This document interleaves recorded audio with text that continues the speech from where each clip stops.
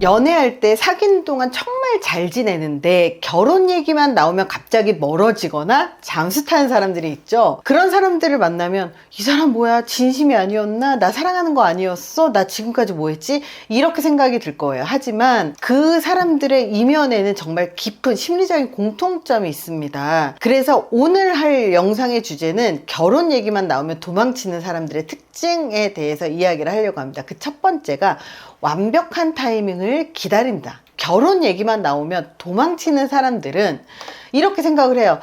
지금은 타이밍이 아닌 것 같아. 내가 아직 돈을 좀 더 모아야 될 것 같고 조금만 더 준비되면 결혼을 할 수 있을 것 같아. 이런 생각들을 많이 해서 여자친구한테 조금만 더 준비가 되면 결혼하자, 혹은 지금은 타이밍이 아니야, 이런 말을 자주 해요. 사실 겉으로 보면요, 현실적인 판단처럼 보이겠죠. 하지만 완벽주의 그리고 불안 회피 심리가 결합된 상태거든요. 이런 사람들은요, 자기의 인생의 모든 것들이 잘 정리되기 전에는 큰 결정을 내리지 못하는 거예요. 근데 중요한 건 모든 게 완벽하게 갖춰진 후에 결혼하게 되면요, 나이 50이 돼도 결혼 못할 수가 있습니다. 그래서 결혼이라고 하는 것은 우리가 생각을 한번 해보면 원래 완벽하지 않게 결혼을 준비해서 완벽하지 않은 사람 둘이 이 생활을 만들어 나가는 거거든요. 결혼은 원래 불확실성 위에서 만들어지는 이 선택이라는 거를 우리가 인지를 잘 못하는 것 같아요. 우리는 이걸 기억하셔야 됩니다. 완벽한 타이밍이라는 건 세상에 없다. 결혼을 할 수 있는가 보다 이 사람과 함께 살아가고 싶은가, 함께 시간을 보내면서 떨어지고 싶지 않은가, 이게 정말로 중요한 질문이어야 하거든요. 그래서 우리는 완벽하게 준비된 후에 결혼해야 되지 않을까, 이런 생각보다는 이 생각의 질문을 바꾸셔야 돼요. 이 사람과 평생 떨어지지 않고 함께 살고 싶은가로 바꾸는 연습이 중요합니다. 연구에 따르면 결혼 결정을 회피하는 것은 높은 불확실성 회피 성향과 밀접한 관련이 있다고 합니다. 결혼 얘기만 나오면 도망치는 사람 특징 두 번째는요, 결혼을 하면 내가 나의 삶을 통제하지 못한다고 느낍니다. 어떤 사람들은요, 이 결혼을 하면 자유를 잃고 내 삶이 억압되는 일처럼 느끼는 사람들도 있어요. 이런 사람들은 특히 독립성이 강하고요, 자기 중심적인 삶에 익숙한 사람일수록 결혼은 이꼴 나 자체를 잃어버리는 일이라는 인식을 갖고 있기가 쉬워요. 그래서 사랑해도 결혼이라는 제조 앞에서 갑자기 굉장히 불안함이 올라오는 겁니다. 우리가 이렇게 생각을 하셔야 돼요. 결혼이라는 건 내 삶을 구속하는 게 아니라 삶을 공유하는 것이라고 생각을 하시는 게 중요하거든요. 내가 갖고 있는 자유를 어떻게 나누고 함께 살아갈 수 있을까를 함께 고민하는 거예요.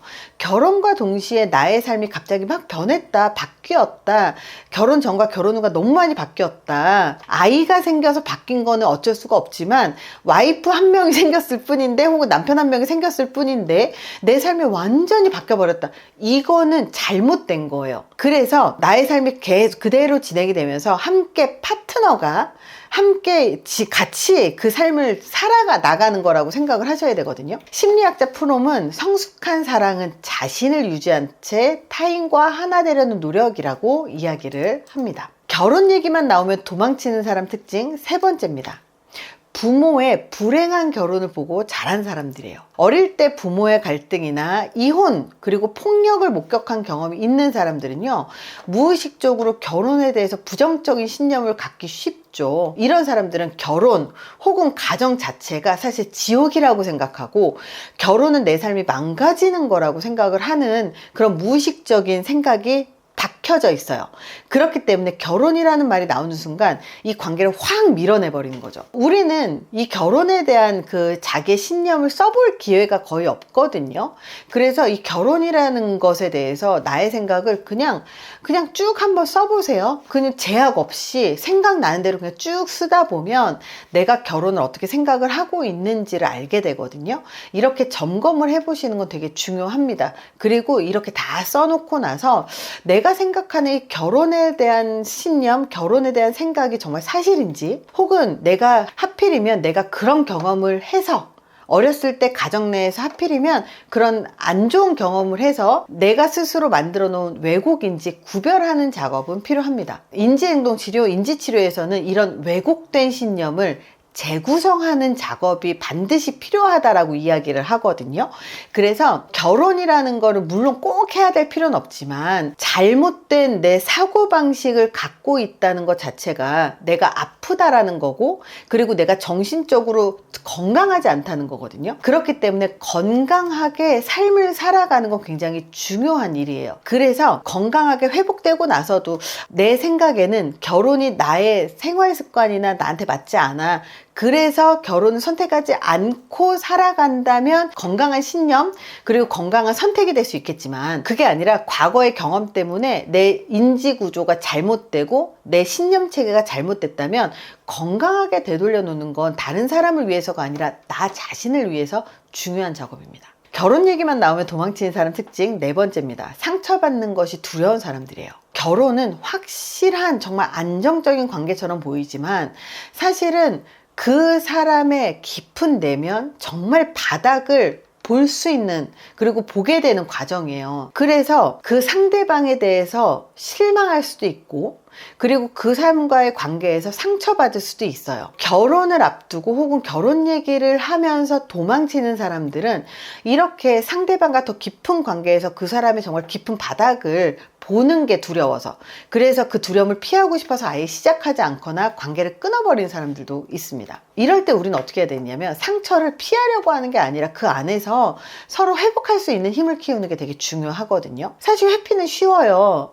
회복력을 높이는 건 어려워요. 근데 단기적으로는 회피가 편할진 몰라도 장기적으로는 이 회복력이 높은 사람들이 사실은 더 행복한 삶을 삽니다. 회피보다 회복력이 높은 사람일수록 결혼 후에 관계 지속력이 높다는 연구 결과가 있어요. 그래서 상담을 받거나 감정 일기를 쓰거나 내가 어떤 생각을 갖고 살아가는지 나를 스스로 돌아보는 그런 자아성찰 등의 방법으로 나의 회복력을 점검하고 높이는 노력이 필요합니다. 그래서 회복력을 높이는 방법 중에 감정 일기도 있지만 감사 일기 쓰는 거라든지 이런 것들도 되게 다양하게 있거든요. 그래서 이런 작업들을 하다 보면 더 행복감을 더 많이 경험할 수 있습니다. 결혼이 두려운 건 상대방 때문이 아니에요. 사실은 나 때문입니다.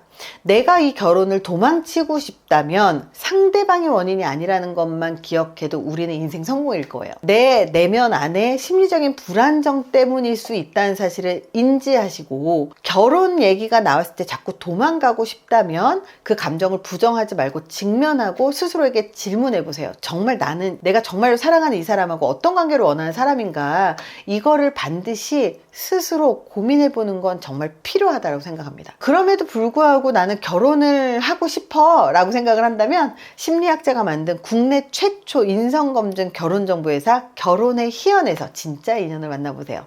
이번 영상이 도움이 되셨다면 좋아요, 구독, 공유 눌러주세요. 댓글로 경험도 공유해주세요. 감사합니다.